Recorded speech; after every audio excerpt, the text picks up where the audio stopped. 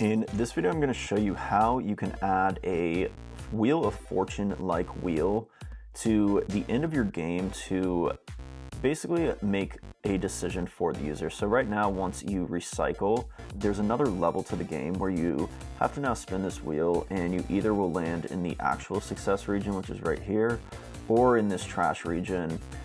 And the idea with this game is that even if you add something to the recycling bin, there's a basically 90% chance that it won't get recycled. So for this, we're going to be using the Flutter Fortune wheel. So we can add this to our app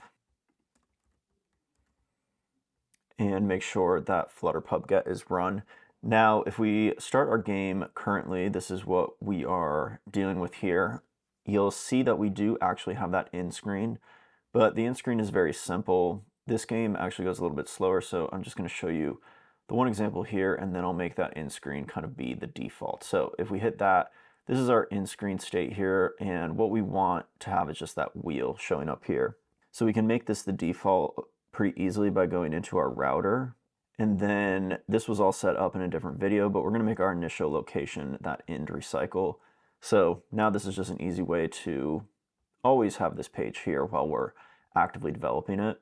Now that we're kind of set up with that, we can go to our views and find our end screen here. This is just our end screen that can handle actually all the end screen states. So the end screen state of recycling is there, which is when we hit the recycling bin, which is the only time we want that wheel to come up. So we can just check if that widget end state is equal to our game end state of recycle. And if that's the case, then we are going to display that wheel. So the wheel we're going to add as a new widget of its own, and this can go in our widgets folder over here. So we're going to add a new file, and we can just call this the wheel. And this will be a stateful widget. And for now, we can leave the placeholder and then go back into here, and we're going to just call that wheel. So this is essentially the space that the wheel would take up. I'm actually going to set this to be more or less 90% the space of our entire width here. So I'm just going to use a simple size box for that, and basically then use the screen width and do 90% of the height and width. So now this is the space that our wheel will take up. So that's good. Now we can go back into our wheel here and now use that new package to actually build out our wheel. So the first thing that we'll be doing, if we actually go look at the example here, we can copy this example and just start with a simple example that it gives us. So it's going to return a fortune wheel, which of course we'll have to import. And we need to have a controller for this. So we'll create a controller, which is just a stream controller. So we can actually just copy this line here. And this will go outside the build method. And then we will need to import Dart async. And we want to make sure that we clean this up, so we'll add the dispose method and then just close the controller. So if you save that, you'll see the wheel will load up here and it actually spins when the page is loaded. But if you do try to use the wheel doesn't actually spin, and the style does not look like the way that we want it to. So I'm just going to go through kind of step by step and show you all the changes we're going to make to this Wheel of Fortune. So the first thing we will do is remove the animate first. So there's an animate first property here, and we will just set that to false. So now if you were to reload this, it isn't going to animate and spin on initial load. Next, I'm going to add the haptic impact of medium, and this will just make the wheel kind of vibrate a little bit while it's spinning. After that, I'm going to modify the indicator, and this is the indicator right here. So I'm going to change that to just have a little bit of a narrower width, and the color will change. So that is an optional change there, but if you did want to modify that further, you can modify it with the indicators property and use this fortune indicator. After that, we will actually modify these items. So I'm going to go ahead and remove the items that are currently here. And I'm going to add a single item. So this is what I would like the item to look like for the winning state. Now we will need at least 2 items in here, so I will just add another one quickly. If we are to save this and rerun it, you'll see we do have the 2 items here. So I will remove that second item now, and basically what we want is the fortune item that is the winning state, which will be this right here. We want this to take up 10% of the wheel itself. So to do that, we can add 9 other items here. But we can add these with a function to make it a little bit easier. So I'm going to scroll down here, and within our class still, I'm going to add this function that's called the losing 90. This will be the losing 90% of our screen. And I'm going to require it to have an image and a color. And then basically what I'm going to do is create this new output list, and this is what is going to ultimately be returned from this function here. And the output list is just going to be fortune items. So this is going to have essentially 9 of those fortune items. So we're using this for loop here to just add these 9 items here. So we're just adding this fortune item 9 times. And this just saves us from copying and pasting this 9 times. And then if we do want to change the color or anything, we can just change it once with this color and icon. So up here, we can call this right below our fortune item that we just added. And we can use the 3-dot notation to essentially take the list that is returned from here and just merge it into the list of items here. So that is what these 3 dots are doing here. And we should have the assets image trash PNG, but let's just make sure assets image trash PNG does exist. So that should show up correctly. And if we save this now, you'll see we get the wheel looking kind of correctly. And the main difference here is the color here on the background is actually what was making the color look correctly on the other one. So if we go to the in screen, we could set a background color here. And we'll just do that by wrapping this entire body in a container.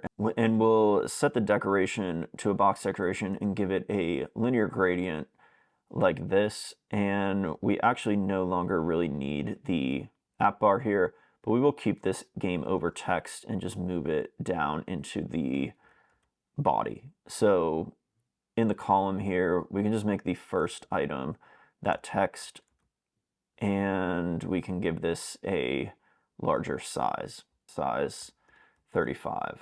That's good for now. We can wrap this in some padding as well to give some space here, but none of the style here is finalized, and I'm probably not going to do a final video on style, but if that is something you want to see, then let me know. Next, we'll make it so that we can actually spin the wheel, and we can do this with the, after the items, we're going to come out here and add the on fling. And in here, what we want to do is set the outcome. So this is going to be an integer, and the outcome is going to be the actual value that this will land on when the fling is over.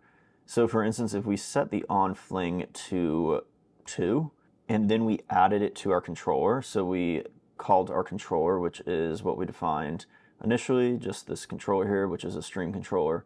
If we take that stream controller and then add that value, so if we add the 2 there, or add the outcome rather, and we save this, then we spin this, we're going to land on the second value. So you can see this is our 0 value, and that's the 1, and that's the 2. If we spin this, no matter how many times we spin it, we're always going to get that outcome 2. And just so you can see, if the 0 is the outcome, that will be the winning state. If we spin that, it should re-arrive on that 0 winning state. So that is essentially how this wheel works. It's just using a stream controller here of an integer, and whatever this controller's integer value is the value that the wheel will land on. So with that in mind, what we want is to come up with a random number between 0 and 9, and then let it land on any of these numbers equally. This is relatively simple, so what we want to do is first define all the outcomes that are possible, and those are going to be actually between 0 and 9. Now, if you want to set up your game in a way where the user can't win this until maybe level 2 or level 3, then there's logic you can add around this outcomes potential list and essentially remove some of these if you like. That is actually what I do have set up in my game, but I'm not really going to cover that in this video. But now we're just going to get a random number from this outcomes list and set that equal to the outcome. So to do that, we just need to add random from math, and then we're just going to get a random integer from this outcomes list here. Now that we have that outcome, we'll add it here, and that is it. If we save it and spin this again, we now should get a random outcome every time, and this time it was 0, and if we spin it again, it should be something other than 0, which you can see this is probably 0, 1, 2, 3, 4, 5. And you could, of course, print this out if you like with this outcome value. But really what we would be interested in here, and probably what you would be interested in, depending on what happens, you want to handle that in a certain way. So to handle the outcome, we can use the on animation ended. And with here, we could have access to the outcome if we use the outcome and set the state of the outcome to a state in this widget. So for instance, let me just show you, if we were to print out the outcome, you'll see it actually doesn't exist in this block because we only defined it in this block here. So instead of initially defining it here, we can just set it here and define it up above. So we'll copy that part, just add outcome there, and then up here, right below the controller, we can just define the outcome, and this could be an optional integer. And now the controller can add the outcome, and if the outcome is null, then we can set this to some default if we wanted to, and I'll just set it equal to 1 as a default. Now, if we were to save this, we can print the outcome. So if we spin the wheel, we should see what that outcome is. And if we look, the outcome was 0, so that is fine. If we spin it again, 0 is actually, I mean, it is random, so we're just getting random numbers here, and it does seem strange that it is going in that order, but again, this is just random. So this is a random number, and there is 6. If we rerun this from the beginning, it should not be 0. It's not a pattern that it's 0, and then the middle number, it is random. So there we go, there is the 3. So again, now within here, you can just do any logic. So what I would do with my game is check if the outcome here was equal to 0, and this is the only win state because that's the winning one there. And then I would redirect to some winning page, which I haven't actually created, but that would be what would happen there. And if not, then I would redirect back to kind of the main menu or the losing screen. And just 2 other quick things. First, we're going to wrap this outcome in a set state. This isn't entirely necessary, but it could lead to some issues depending on how you have actually everything set up.